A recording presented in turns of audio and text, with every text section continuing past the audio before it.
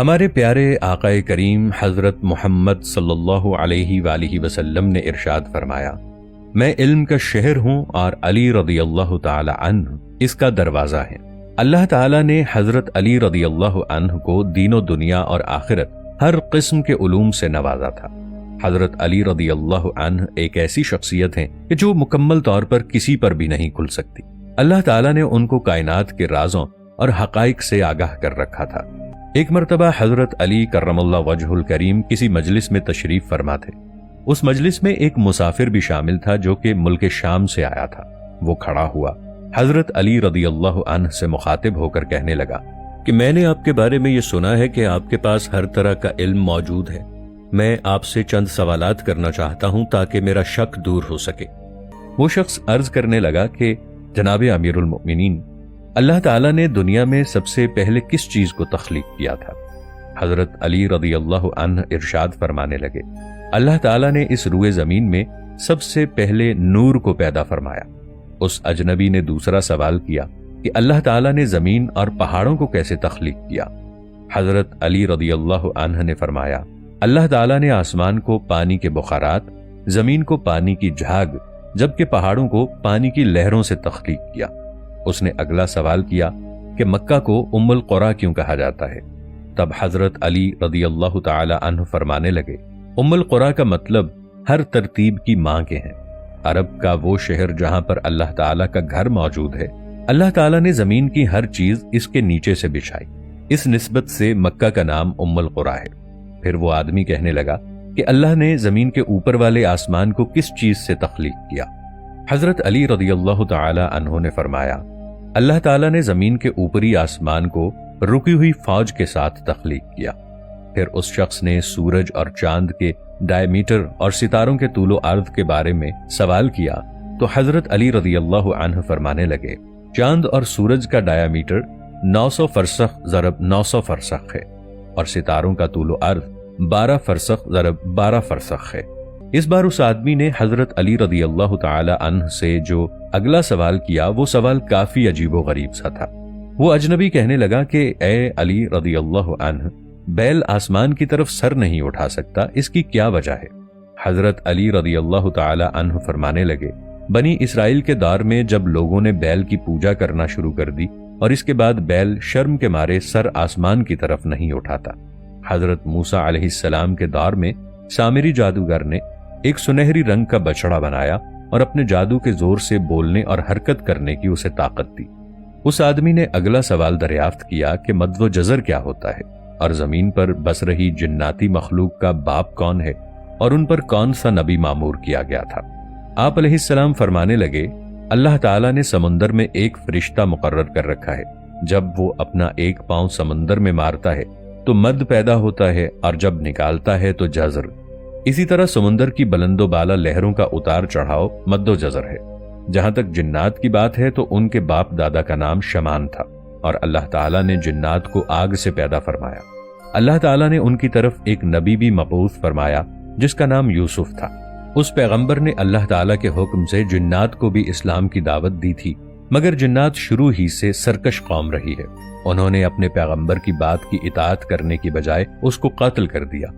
پھر وہ شخص ابلیس کے بارے میں سوال کرنے لگا کہ آسمانوں میں ابلیس کا نام کیا رکھا گیا تھا اور حضرت آدم علیہ السلام کا نام آدم کیوں رکھا گیا تھا، اور حضرت آدم علیہ السلام نے اوسطاً کتنی عمر پائی؟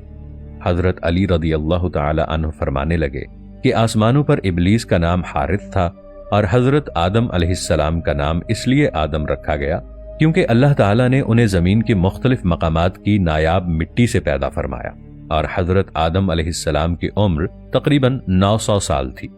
پھر اس شخص نے حضرت علی رضی اللہ تعالی عنہ سے ایک عجیب سوال کیا، کہنے لگا، میراث میں مردوں کے 2 اور عورت کا 1 حصہ رکھا گیا ہے جبکہ اسلام ہمیشہ مساوات کا درس دیتا ہے، ایسا کیوں ہے؟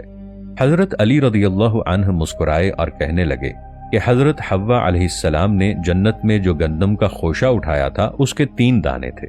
حضرت حوا علیہ السلام نے 1 دانہ رکھا اور حضرت آدم علیہ السلام کو 2 دانے دے دیے، اور پھر نسل در نسل یہ سلسلہ اب تک چلتا آ رہا ہے۔ پھر وہ شخص عرض کرنے لگا کہ اللہ تعالیٰ نے کن انبیاء کرام علیہم السلام کو مہر لگا ہوا پیدا کیا؟ حضرت علی رضی اللہ عنہ فرمانے لگے، حضرت آدم علیہ السلام، ان کے بیٹے شیث علیہ السلام، حضرت ادریس علیہ السلام، سام بن نوح علیہ السلام، حضرت داؤد علیہ السلام، حضرت سلیمان علیہ السلام، حضرت لوط علیہ السلام، حضرت اسماعیل علیہ السلام، حضرت موسیٰ علیہ السلام، حضرت عیسیٰ علیہ السلام، اور ہمارے آخری پیارے نبی حضرت محمد مصطفیٰ صلی اللہ تعالی علیہ وآلہ وسلم۔ وہ شخص حضرت علی رضی اللہ تعالی عنہ سے عرض کرنے لگا کہ اس زمین پر سب سے پہلے شعر کس نبی نے کہے تھے؟ حضرت علی رضی اللہ تعالی عنہ نے فرمایا کہ اس زمین پر سب سے پہلے حضرت آدم علیہ السلام نے شعر کہے تھے، اور حضرت آدم علیہ السلام جب زمین پر اتارے گئے تو وہ اس غم میں کتنا ہی عرصہ روتے رہے۔ اللہ تعالیٰ نے جب حضرت آدم علیہ السلام کو بطور آزمائش زمین پر اتارا تھا تو انہوں نے ہر طرف اڑتی ہوئی ریت کو چلتا ہوا دیکھا تو وہ بہت غمگین ہو گئے۔ دوسری مرتبہ جب شیطانی وسوسے کی وجہ سے قابیل نے حابیل کو قتل کیا تو حضرت آدم علیہ السلام نے شدید غم میں یہ اشعار کہے، اور ان اشعار کا مفہوم یہ تھا: ان کے رہنے والے بدل گئے، زمین کا چہرہ خراب اور گرد آلود ہو چکا ہے، رنگ اور ذائقے رکھنے والی چیزیں بدل گئی ہیں، اور خوبصورت چہرے کی بشاشت ماند پڑ گئی۔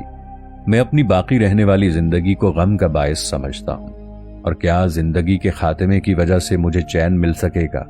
میں آخر آنسو کیوں نہ بہاؤں، کیونکہ حابیل قبر میں مدفون ہو چکا ہے، اور قابیل اپنے بھائی کو شیطان کے بہکاوے میں آ کر قتل کر چکا ہے۔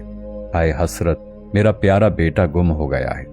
جب حضرت آدم علیہ السلام غم کی حالت میں یہ اشعار پڑھ رہے تھے تب ابلیس وہاں آ موجود ہوا اور کہنے لگا، آپ شہر اور شہر والوں سے دور ہو جائیں، آپ میری وجہ سے جنت سے نکالے گئے ہیں، جہاں آپ اپنی بیوی کے ساتھ آرام و سکون سے رہائش پذیر تھے، اور آپ کا دل دنیا کی تمام تکالیف سے آزاد تھا، مگر میرے فریب و مکر سے بچ نہ سکے، اور آپ سے آپ کا قیمتی سرمایہ دور ہو گیا۔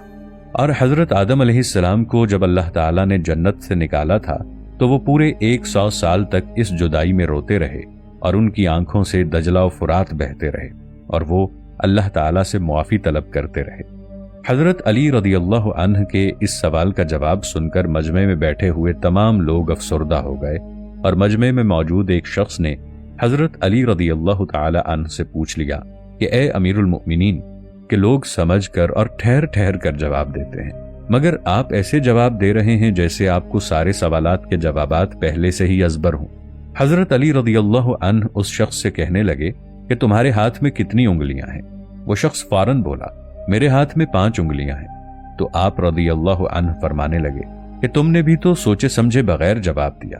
تو وہ شخص کہنے لگا، کیونکہ مجھے اس چیز کے بارے میں پہلے سے ہی علم تھا۔ تب حضرت علی رضی اللہ عنہ مسکرائے اور کہنے لگے، مجھے بھی تمام علوم ایسے ہی ازبر ہیں جیسے تمہیں یہ معلوم ہے کہ تمہارے ہاتھ کی 5 انگلیاں ہیں۔